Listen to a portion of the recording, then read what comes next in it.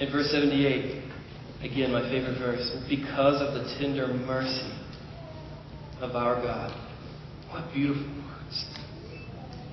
Because of the tender mercy of our God. Here in the Christmas story, before Jesus had even arrived, Zechariah's words are telling us that Christmas is not only about death, it's also about God's love. It's not just about the problem that we need to be free of. It's about the love of God that would rescue us from that death. It's God's love that motivated Him to provide a way for us to escape our biggest enemy. The tender mercy of God. In verse 79, it says He gives light to those who sit in darkness and in the shadow of death. Did you catch that when we first read it? It's easy to skip right by that. Shadow of death. There's the enemy. There's death. And we are the ones that are sitting in death's shadows. As much as it's described the Israelites that were listening to Zechariah, it also describes us. We sat in darkness. And we are in a constant shadow of death. Always in fear of that great enemy. Always aware that it was looming. One of the strongest Christmas memories I have is when we went to Illinois to spend a final Christmas. A final Christmas with Michelle's mother, Naomi. She was suffering from breast cancer that had metastasized, and she was fairly certain that this was going to be her last Christmas. And we were all hoping that wasn't true. The shadow of death was looming over that time. The enemy was trying to claim another victim. And I wish you could have known Naomi. She was a strong woman. She was even stubborn. And she was doing pretty well at that time, or at least she was putting on a good show. She was still smiling, still walking around, cooking, carrying on, almost like normal. But turban that was covering her balding head and the frail shape of her declining weight. Those were reminders to all of us of death's shadow. We were all aware that Christmas of the presence of our common enemy, even in the midst of the celebration. And only a few months later, he would claim her. But this claim was empty because Naomi knew, she knew why Christ had come. She knew what the connection was between death and Christmas. She knew that he had come to save her from that enemy. And she believed that only Christ would rescue her. So death did hurt. Make no mistake about it, but it couldn't gain the ultimate victory over her. It only served to bring her into a life that's more glorious than the one she left behind. She's experiencing life now as God created her to experience it. She's feeling sorry for us that we're still here, waiting for that enemy to take us. Even though I walk through the valley of the shadow of death, I will fear no evil, for you are with me. So that Christmas for us, it was tainted by the shadow of death. Now I'm guessing that a lot of you in this room probably experienced the same thing. You're familiar with that shadow. Some of you, for Christmas, it brings back mostly painful memories.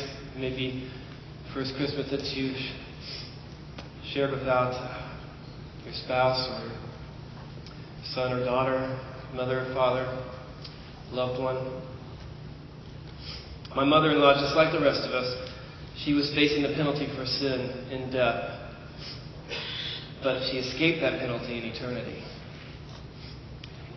We will experience a partial penalty, but we don't have to experience the ultimate penalty for death. We are still in death's shadow, right? We're still tempted to fear it.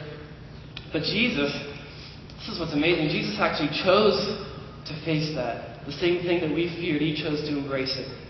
He actually came for the sole purpose of dying. That was his purpose from the very beginning. And he did that so he could crush death once and for all. Jesus took our place, and he took the full brunt of the punishment that we deserve so that God could forgive us. God could forgive us, and he could still satisfy his justice. He could say that he punished sin, and he did fully punish sin, and yet still let us go free from that.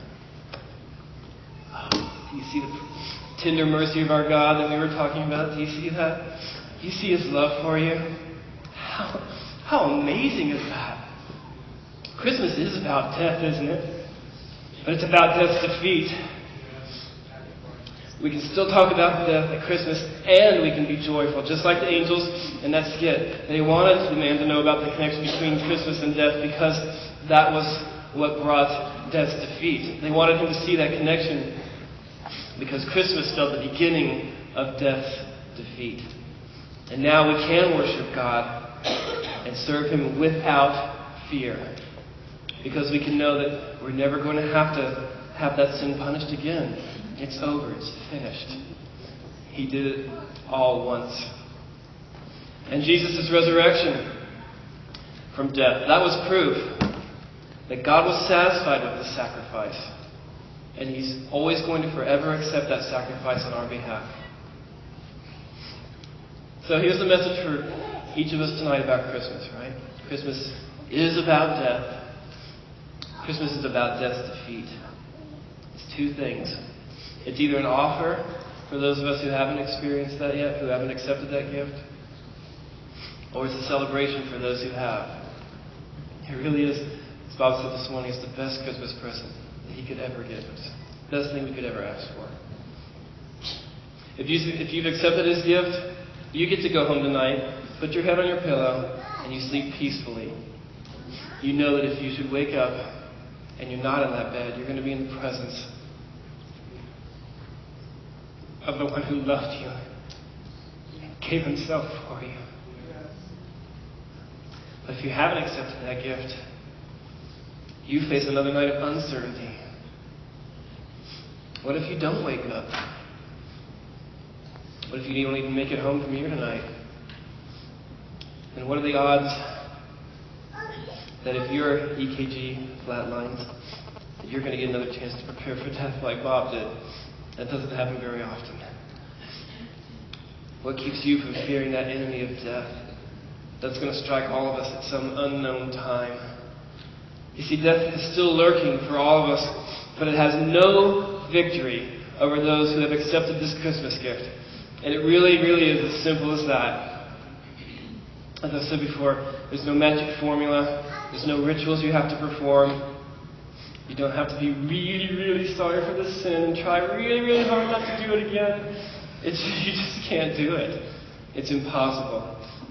You can't satisfy God the way that His very own Son did. All you have to do, all you really can do, is just accept the gift and be free of that enemy forever. And then you, like most of us in this room, you can go home at peace with God, a Father who loves you. And you can celebrate Christmas tomorrow with a completely different perspective than you've had before. We celebrate the ultimate gift on Christmas Day. We celebrate the ultimate gift giver. We worship Him tomorrow without any fear of death. Our enemy has been dealt with, and death has been defeated. Father, what a gift. What a treasure. And thank you that it's so simple. Thank you that we don't have to do anything to be free of this enemy. All we have to do is take the gift that you've already done for us. I thank you for creating in us a desire for others to have that same gift, God. We don't want anyone to leave this room tonight without that same peace. We don't want them to lay their heads on their pillow and wonder what's going to happen if they don't wake up. We want to celebrate Christmas tomorrow the way it was intended to be celebrated. The birth of your Son spelled the defeat of our enemy. We're forever grateful for that. We love you because you loved us first. And we thank you.